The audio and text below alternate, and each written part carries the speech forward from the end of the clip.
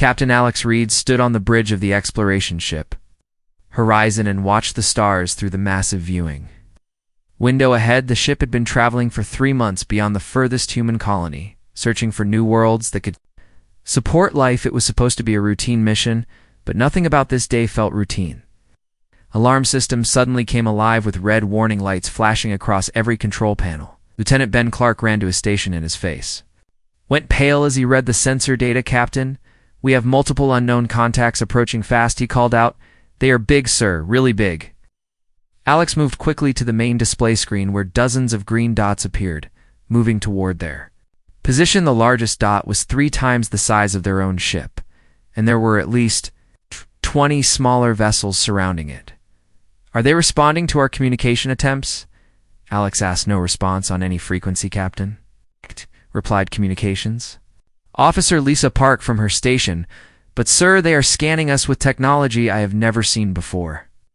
The energy readings are off the charts." Before Alex could respond, the space in front of them began to shimmer like heat waves rising from hot pavement. Then massive ships materialized out of nowhere, as if they had been invisible. The largest vessel was sleek and silver, with curves that seemed to flow like water. It was beautiful and terrifying at the same time. "How did they do that?" whispered Tom Nash, the ship's engineer. "Our sensors showed nothing until they appeared." The communication system crackled to life with a voice that sounded strange, but spoke perfect English. "Human vessel, you will power down your weapons and prepare to be boarded. We are Commander Voss of the Galactic Coalition Keth Defense Fleet. You have entered Coalition space without permission." Alex looked around at his crew and saw the same confusion on their faces that he felt. "This is Captain Alex Reed of the Earth vessel Horizon. We were not aware we had entered anyone's territory. We come in peace and mean no harm. All species claim to come in peace, human." The voice replied with what sounded like amusement. "You will comply with boarding procedures or face the consequences. Your primitive vessel poses no threat to us, but protocol must be followed." The word primitive stung, but Alex knew they had no choice.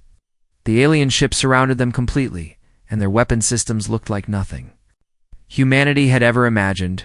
"We will comply," he said into the communication device. Permission granted to board. Within minutes, a strange humming sound filled the ship, and 3 figures appeared on the bridge in flashes of blue light. They were tall and thin, with pale blue skin and large dark eyes that seemed to see everything. "Commander." Voss stepped forward and looked around the bridge with obvious disappointment. "So this is human technology," he said while examining their control panels. "We had heard rumors of your species, but this is even more basic than our intelligence suggested. How did you manage to travel this far with such simple equipment?" Alex felt his pride hurt, but tried to stay diplomatic. "We may not have the most advanced technology, but we have made it this far. Through determination and hard work, our people have always found ways to overcome challenges." Commander Voss made a sound that might have been laughter. "Determination is admirable, human, but it means nothing against plasma cannons and energy shields. Your weapons use chemical explosives like species from the early galactic age. Your ships move through space using basic propulsion that we abandoned thousands of years ago." One of the other aliens was scanning the ship's computer systems with a small device. "Commander, their database confirms what we suspected. They have only recently developed faster than light travel. Their military capabilities are minimal. They rank among the weakest species." We have encountered. The words hit Alex like a physical blow.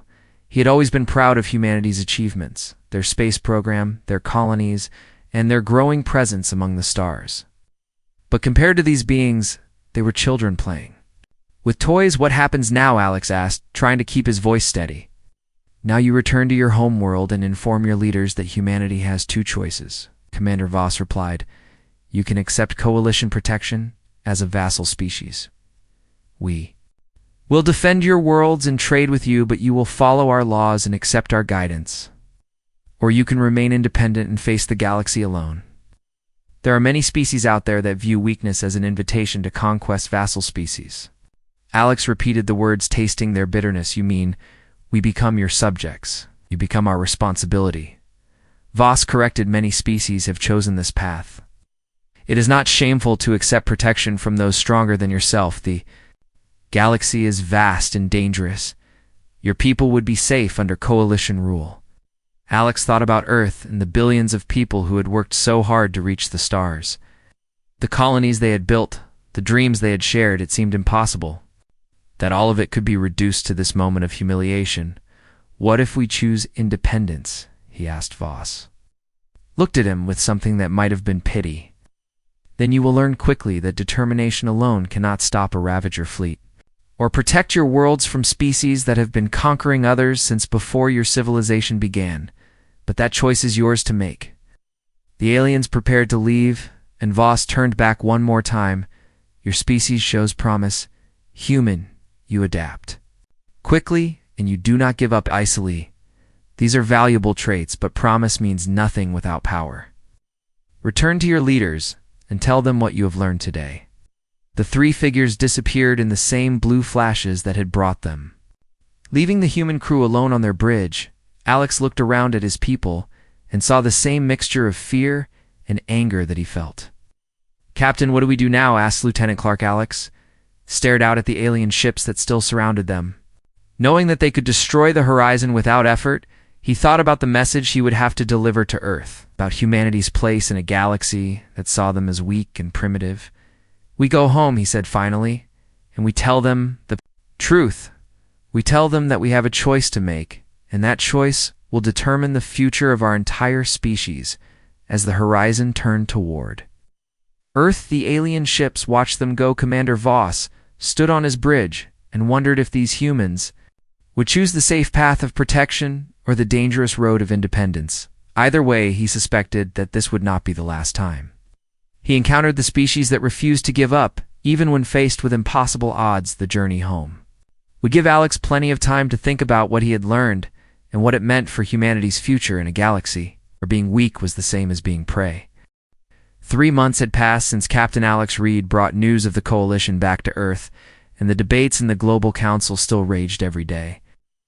General Marcus Stone stood before the massive display screen in the war room watching red warning signals flash across the galaxy map. Something terrible was happening out there. Humanity was about to learn that their choice between protection and independence might be taken away from them.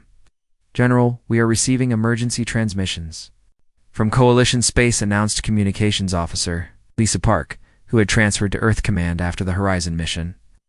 Multiple worlds under attack by unknown hostile forces, the main screen filled with chaotic images from across the galaxy, burning cities on alien worlds, ships exploding in space, millions of refugees fleeing from something that the Coalition forces seemed unable to stop. The enemy ships looked brutal and primitive compared to the sleek Coalition vessels, but they were winning every battle. Admiral Emma Cross entered the war room, carrying data tablets filled with intelligence reports. "The attackers call themselves the Ravagers." She said they were expelled from Coalition space 300 years ago, and have been building their strength ever since. They are not interested in conquest or resources. They want to destroy everything the Coalition has built. General Stone studied the battle footage and noticed something disturbing. Their ships are older technology, but look at how they fight. They do not retreat when faced with superior numbers. Keep attacking until either they win or they all die. On the screen, a Coalition fleet of 30 ships engaged 12 Ravager vessels. The Coalition had better weapons and shields, but when the battle turned against them, they began to withdraw. The Ravagers pressed their attack without hesitation and destroyed half the retreating fleet before claiming the battlefield. "The Coalition military has grown soft," observed Colonel Tom Nash, who had been promoted after showing exceptional tactical skills during wargame simulations. "They have had peace for so long that they have forgotten how to fight a real war doctor." Emma Cross pulled up reports from Coalition worlds that had fallen to the Ravagers. "Look at these casualty reports, Marcus. The alien species surrender when their losses reach 10%. Humans have fought battles where we lost 70% and still claimed victory. The Coalition does not understand that kind of warfare." The communication system activated with an urgent message from Coalition Command. Commander Voss appeared on the screen, and his usual calm demeanor was replaced by obvious desperation. "People of Earth, we request immediate military assistance against the Ravager invasion. Our forces are failing, and we need every available ship and soldier."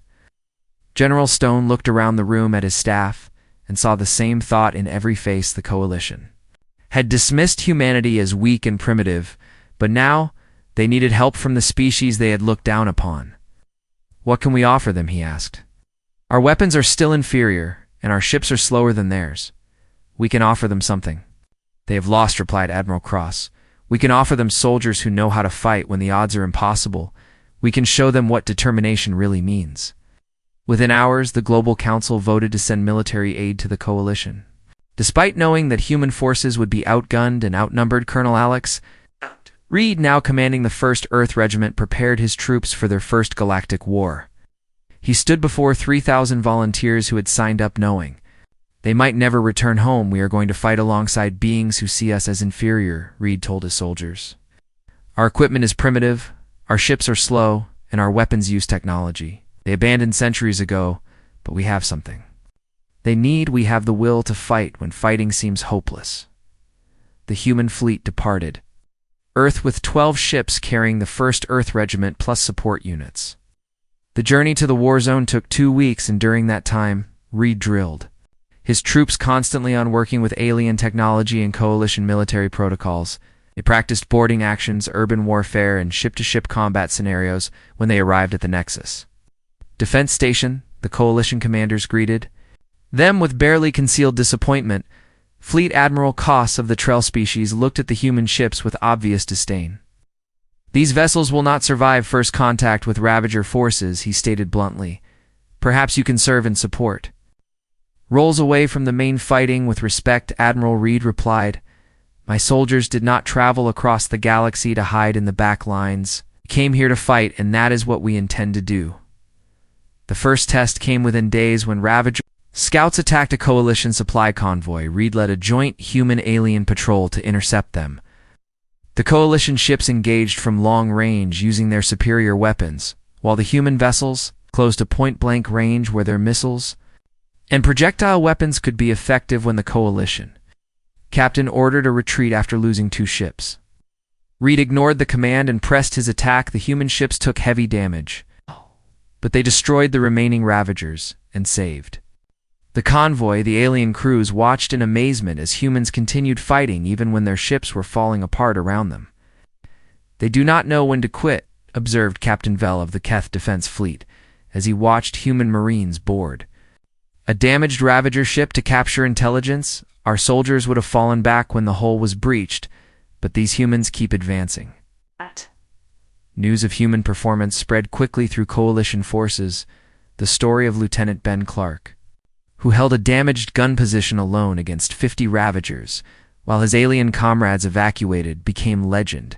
The tale of Sergeant Lisa Parks, who led a rescue mission into a collapsing station to save wounded Coalition soldiers, inspired troops across 3 sectors, but the Ravagers also took notice of humanity. War Chief Gorth received reports of the new enemy species that fought like his own warriors. "These humans do not fight like Coalition weaklings," he told his commanders. "They understand that war means death, and they accept it." Find out more about these creatures as weeks past. Human forces proved their worth in battle after battle. They could not match Coalition technology, but they could do things that other species would not attempt. They volunteered for suicide missions, led desperate charges, and held positions that should have been abandoned. Their casualty rates were terrible, but their effectiveness was undeniable. General Stone received regular reports from the front lines, and each one told the same story. Humanity was earning respect through blood and sacrifice. The Coalition officers who had dismissed them now requested human units for their most dangerous missions. The galaxy was learning that determination and courage could sometimes overcome superior technology. The war was far from over, but humanity had passed its first test. They had proven they belonged on the battlefield alongside the galaxy's greatest civilizations. The question now was whether they could survive long enough to make a real difference in the outcome of the war.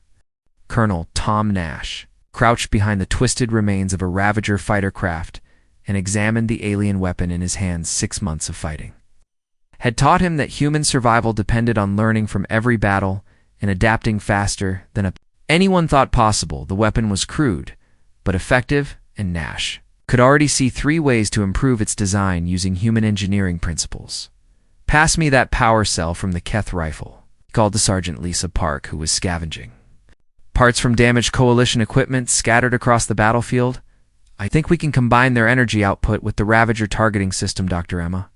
Cross had established field research teams throughout the war zone, and Nash's unit had become her most productive source of captured technology. Every piece of alien equipment they recovered went straight to human engineers, who worked around the clock to understand and improve the designs, while other species took decades to implement new innovations. Humans were modifying weapons and ship systems within weeks. Improvised weapon Nash created fired Keth energy bolts with Ravager accuracy and human modifications that increased the rate of fire by 30% when he tested it against the disabled Ravager transport. The results impressed even the alien observers who had gathered to watch. Remarkable, said Captain Vell of the Keth Defense Fleet. As he examined the hybrid weapon, our engineers said, such a combination was impossible, but you have made it work. How do your people adapt so quickly? Nash grinned and handed the weapon to another human soldier for field testing.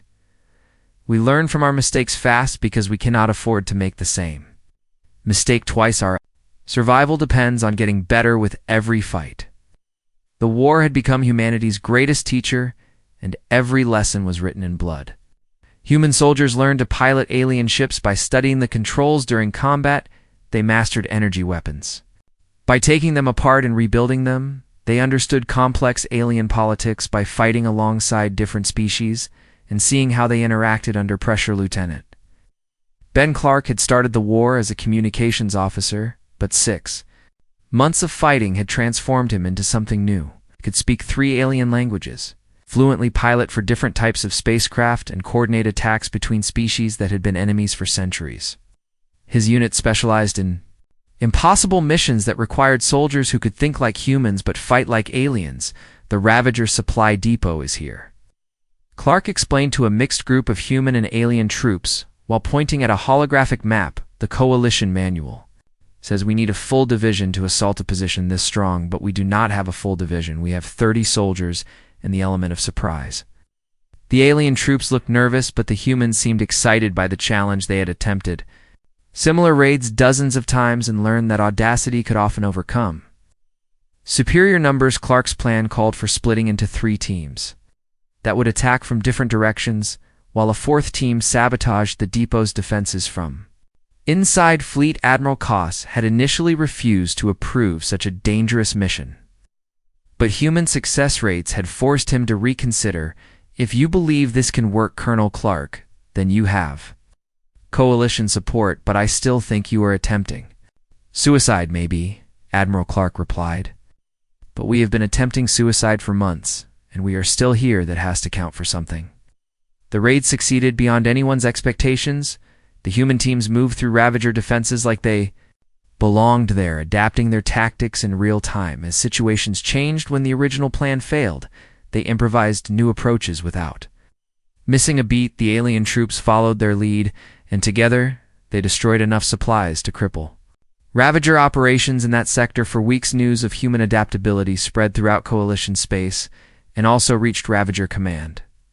War Chief Gorth studied reports of human tactics with growing interest. These newcomers fought with a creativity that reminded him of his own people's legendary battles, but they combined it with alien technology in ways he had never seen. They take our weapons and make them better, reported one of his intelligence officers. They capture Coalition ships and modify them for combat effectiveness that exceeds the original design. Our warriors respect them as true fighters. Gorth nodded slowly as he watched battle footage of humans boarding a damaged Ravager cruiser. They fight like us, but they think differently. Send orders to all fleet commanders. Humans are to be considered priority targets. They are becoming too dangerous to ignore. Dr. Cross received the intelligence about Ravager interest in humanity with mixed feelings. They see us as a threat now, she told General Stone during one of their regular planning sessions. That means we are succeeding, but it also means they will start sending their best units against us, Goodstone replied, while reviewing casualty reports that showed human losses were terrible but acceptable given their achievements. Our people perform best when the stakes are highest. Let them send their elite forces. We will show them what human elite forces can do. The transformation of humanity became visible. In ways beyond just military success, human diplomats were mediating disputes between alien species that had been feuding for generations. Human engineers were solving technical problems that had stumped coalition scientists for years. Human doctors were treating alien patients with techniques that combined multiple species' medical knowledge. Captain Alex Reed commanded a fleet of hybrid ships that used human modifications of alien technology. His flagship was a captured Ravager cruiser, rebuilt with coalition shields and human weapon systems. The crew was mixed human and alien, and they fought together like they had been born for war. 6 months ago, the galaxy saw us as primitive. Reed told his crew before their next mission. Now they ask for us by name when they need the impossible done. We have proven that strength comes not just from technology, but from the will to never give up. The mission was another rescue operation deep in Ravager territory, where a coalition research station had been cut off and was under siege. The defending forces had held out for 3 weeks, but they could not last much longer. Reed's fleet would have to punch through heavy Ravager defenses and evacuate the survivors before enemy reinforcements arrived. This is the kind of mission we were made for, Reed announced as his ships prepared to enter the combat zone. We go in fast, we hit hard, and we bring everyone home. The galaxy is watching to see what humans can do. Let us show them the battle. That followed became another legend in the growing story of human warfare. Reed's hybrid ships carved through Ravager lines, while human ground teams evacuated the research station under fire. The operation succeeded, but at a cost that would have broken the will of most species. Instead, it only strengthened human resolve to keep fighting and keep improving. War was changing humanity, but humanity was also changing the war. General Marcus Stone stood in the Coalition Command Center watching the holographic display that showed red warning symbols spreading across half the galaxy. The Ravagers had launched their final offensive, and 3 core worlds had already fallen.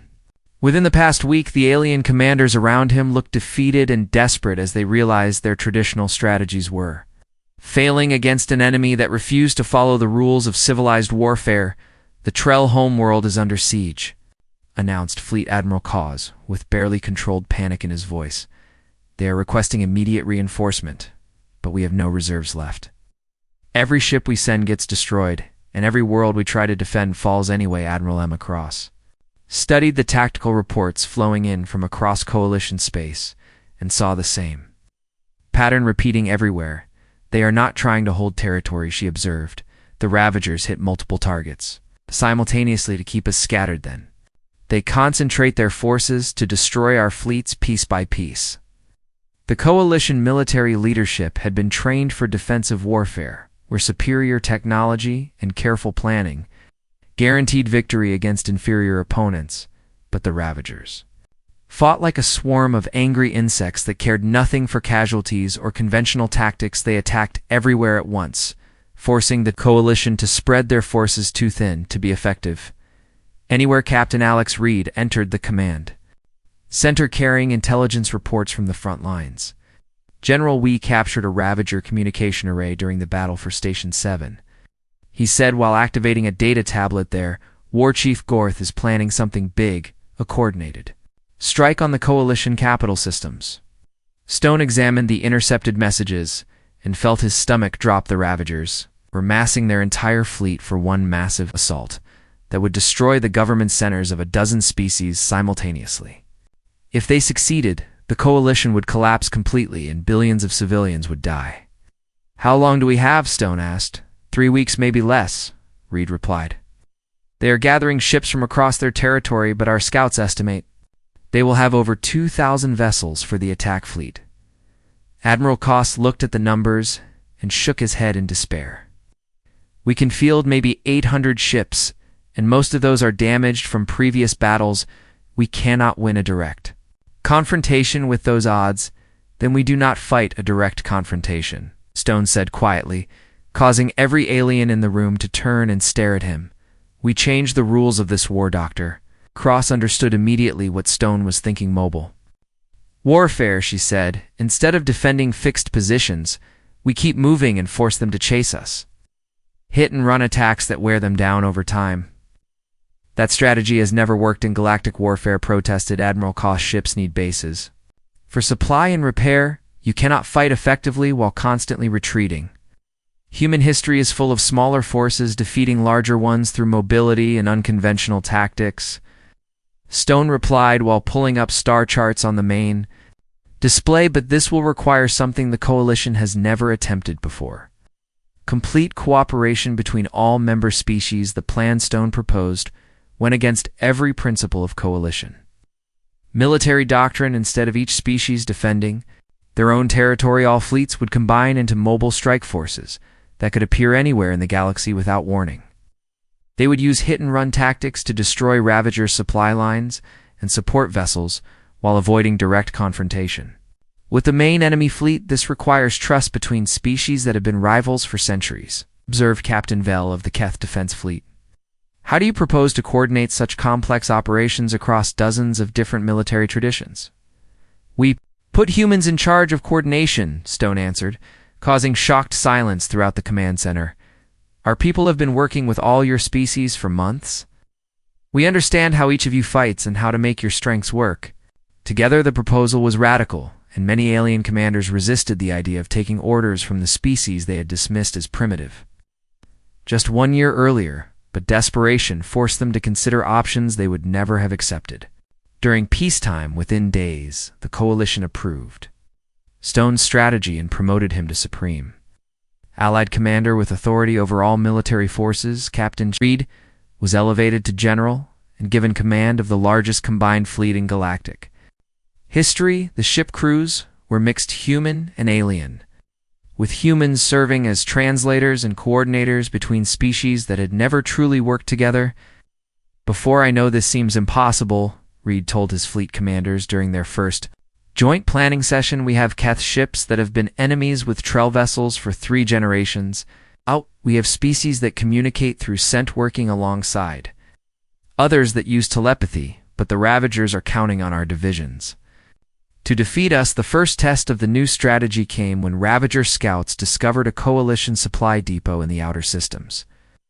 Traditional doctrine would have sent a single species fleet to defend the depot, but Reed deployed a mixed force. That included ships from 5 different species working in perfect coordination. The battle lasted only 4 hours, but its results sent shockwaves through both sides. The combined fleet used tactics that no single species could have developed alone. Keth ships provided long-range fire support while Tyrell vessels used their stealth technology to conduct surprise attacks. Human ships coordinated the assault and kept all units working together despite their different combat styles. Remarkable, admitted Fleet Admiral Koss as he reviewed the battle recordings. We destroyed twice as many enemy ships as we lost, and the Ravagers retreated instead of fighting to the death. That has never happened before. Reed smiled as he watched alien crews working together on his bridge. They retreated because they encountered something they did not expect: unity instead of division, cooperation instead of rivalry. They have been counting on us to defeat ourselves. The news of Coalition victories began to spread hope through the galaxy. For the first time in months, human leadership had given the alien species something they had lost during the Long War: the belief that they could actually win. Meanwhile, War Chief Gorth received reports of the changing nature of Coalition resistance with growing concern. These humans have made them fight like a single organism instead of scattered tribes. He told his War Council, they are becoming dangerous in ways we did not anticipate. Do we change our strategy? Asked one of his subcommanders. Gorth studied the tactical displays showing Coalition fleets moving with unprecedented coordination. No, we accelerate our timeline. Launch the final assault now before they become too organized to defeat. We will crush them with overwhelming force before they can adapt. Further, the order went out across Ravager space, and thousands of ships began moving toward Coalition territory. General Stone received the intelligence reports and knew that humanity's greatest test was about to begin. The mobile warfare strategy had worked against scattered Ravager forces, but soon they would face the entire enemy fleet in the battle that would determine the fate of the galaxy. All fleets prepare for final engagement. Stone broadcast to every Coalition ship, the enemy is coming with everything they have. This is our moment to prove that unity is stronger than division and that courage can overcome any odds. As the combined fleets moved into position, Reed reflected on how much had changed since that first humiliating encounter with Commander Voss. Humanity had transformed from weak supplicants into the leaders of the greatest military alliance in galactic history. The final battle would determine whether that transformation was enough to save civilization itself. General Alex Reed stood on the bridge of the flagship Defiance and watched 2,000 Ravager ships emerge from hyperspace like a deadly storm cloud. The massive enemy fleet stretched across the void as far as his sensors could detect, and for a moment even his battle-hardened crew fell silent at the sight of so much destructive power concentrated in one place. "All Coalition fleets report ready for battle," announced Communications Officer Lisa Park from her station. "We have 900 ships from 12 different species standing by for your orders, General." Reed looked at the tactical displays showing the odds they faced and felt the weight of every decision that had brought them to this moment. 1 year ago, humanity had been dismissed as primitives who barely deserved notice. Now, the fate of galactic civilization rested on strategies developed by the species. Everyone had considered weakest war. "Chief Gorth is broadcasting on all frequencies," Park reported. "He demands unconditional surrender of all Coalition forces. Put him through," Reed ordered, and the main screen filled with the scarred face of the Ravager leader who had terrorized the galaxy for months. "So the humans have become the voice of Coalition weakness," Gorth said with obvious amusement. "I have heard stories of your kind, but you are still just primitives playing with toys you do not understand. Surrender now, and your deaths will be quick." Reed smiled calmly at the alien warrior who commanded enough firepower to destroy entire star systems. "War Chief Gorth, I am General Alex Reed of the United Coalition Forces. We have come here to end your war and send you back to whatever hole you crawled out of." Your move. Gorth's expression changed to one of surprise and then respect. "You speak like a true warrior human. Very well. Let us see if you fight as boldly as you talk." The Ravager fleet began its advance in a massive wall formation designed to overwhelm Coalition defenses through sheer numbers and firepower, but Reed had no intention of meeting them in traditional battle. His mixed species fleet scattered into dozens of smaller groups that moved with coordinated precision around the enemy formation. "Execute plan, Starfall," Reed commanded, and the Coalition ships began their deadly dance. Vessels used their advanced shields to draw Ravager fire, while Trell ships employed stealth technology to attack from unexpected angles. Human ships served as mobile command centers coordinating the assault and adapting tactics in real time. As the battle developed, the alien crews that had once been rivals now fought together. Like parts of a single organism, the space battle became the largest engagement in galactic history, with explosions lighting up the void like deadly fireworks. Ravager ships were designed for brutal frontal assault, but they struggled against an enemy that refused to stand still and fight. According to their rules, the Coalition fleet moved like water flowing around rocks, always attacking where the enemy was weakest. "Their formation is breaking apart," observed Captain Nash from his position commanding the second wave assault. "They cannot coordinate effectively when we keep changing our attack patterns, General." Stone coordinated the ground assault on the Ravager stronghold, while Reed commanded the space battle. The fortress was built into an asteroid and defended by massive energy weapons that could destroy capital ships with single shots, but human infantry tactics combined with alien technology proved unstoppable. "Remember what we learned about Ravager psychology?" Stone told his mixed species assault teams as they prepared to board the enemy station. "They respect strength and courage above everything else. Show them that Coalition forces can fight just as hard as they can." The boarding action became a brutal, close-quarters battle through the corridors of the enemy stronghold. Human soldiers led mixed species teams deeper into the facility, while Ravager defenders fought with the desperation of cornered predators. Every room was contested and every advance cost lives, but the Coalition forces pressed forward with determination that surprised even their enemies. Colonel Ben Clark found himself face-to-face with a group of Ravager warriors in the station's central command center. The aliens were twice his size and armed with weapons that could cut through Coalition armor, but Clark had learned to fight dirty during months of warfare. "You fight well for such a small creature," one of the Ravagers admitted as Clark outmaneuvered Him using speed and cunning instead of raw strength? Your species has earned our respect through blood. Respect is earned, Clark replied, while coordinating with his alien teammates to surround the enemy position, but this war ends today. The space battle reached its climax when War Chief Gorth challenged General Stone to single combat aboard the Ravager command ship the alien leader wanted to settle. The war through personal combat as his people's traditions demanded. Stone accepted, knowing that victory or defeat in this duel would determine the outcome of the entire conflict. Two warriors faced each other in the Ravager ship's combat arena. While both fleets watched through live broadcasts, Gorth was a veteran of 100 battles with strength and experience that should have overwhelmed any human opponent. But Stone had learned to use human advantages of speed, agility, and unpredictability. You have changed this war, human, Gorth said as they circled each other looking for openings before you came. The coalition fought like frightened prey. Now they fight like predators. We taught them something your people forgot, Stone replied.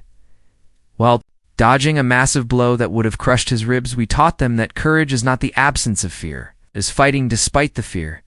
The duel lasted 20 minutes and ended when Stone used a move that combined human martial arts with alien combat techniques he had learned during the war. Gorth fell defeated but not dishonored, and his final words acknowledged the transformation he had witnessed.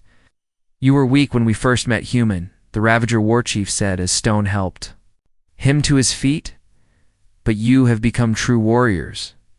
The galaxy will remember this day. With their leader defeated, the Ravager fleet began to withdraw. Their warrior culture demanded that they accept the outcome of honorable combat even as they retreated. Many Ravager ships broadcast messages of respect for the coalition forces that had outfought them. Victory celebrations spread across Coalition space as news of the Ravager defeat reached every world, and Station Humanity had led the galaxy's greatest military alliance to victory against impossible odds. But the real victory was deeper than military success. Various species had learned to work together and trust each other in ways that would reshape galactic civilization. What happens now? Asked Admiral Emma Cross as she joined Reed on the bridge of the Defiance, watching the last Ravager ships disappear into hyperspace. Now we build something better than what came before, Reed replied, while looking at the mixed human and alien crew working together around him. We have proven that unity is stronger than division. We have shown that courage can overcome any technology. We've earned our place among the stars. 6 months later, Captain Alex Reed stood on the observation deck of humanity's first interstellar colony ship and watched the stars ahead, knowing that his species was no longer seeking protection or permission. They were expanding into the galaxy as equals among the greatest civilizations the war had transformed. Humanity from weak newcomers into warriors who had saved galactic civilization. The galaxy would never again make the mistake of underestimating the species that refused to surrender no matter how impossible the odds became. Humanity had risen from the weakest link in the coalition to its strongest defenders, and the stars themselves seemed to welcome them home.